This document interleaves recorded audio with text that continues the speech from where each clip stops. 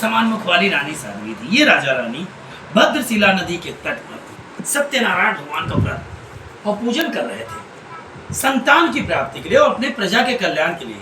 राजा का परम कर्तव्य क्या होना चाहिए? राजा का परम कर्तव्य ये होना चाहिए कि अपने प्रजा के कल्याण के हित की बात सोचना। अब आप घर के गृह स्वामी हैं, आपने कैसे जीवन में हमेशा अपने बच्चों के, अपने परिवार के हित, स्वयं धूप में चले होंगे, स्वयं तकलीफ सहे होंगे, लेकिन बच्चों को सुरक्षित जगह पर रखे होंगे। वैसे एक राजा का परम कर्तव्य है कि प्रजा के कल्याण के लिए। तो ये राजा बड़े प्रतापी थे। एक बार राज्य में अनाज की कमी होगी तो राजा ने अनाज का भंडारी खोल दिया।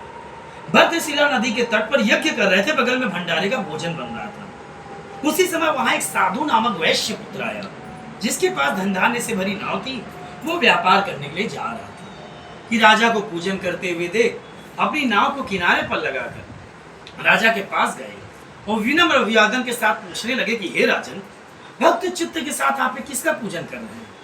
राजा ने कहा कि मैं महान शक्तिमान सत्यनारायण भगवान का व्रत और पूजन कर रहा हूं अपने प्रजा के कल्याण के लिए और संतान की प्राप्ति के लिए। यह वचन सुनकर उस वैश्य पुत्र ने कहा कि भगवान का दिया हुआ मेरे पास भी सब कुछ है। मैं बहुत बड़ा व्यापारी हूँ, धन वैभव की कोई कमी नहीं, लक्ष्मी का वास है घर में, बस मेरे पास संतान नहीं है। क्या इस व्रत को करने से संतान की प्राप्ति हो जाएगी? राजा ने कहा अवश्य।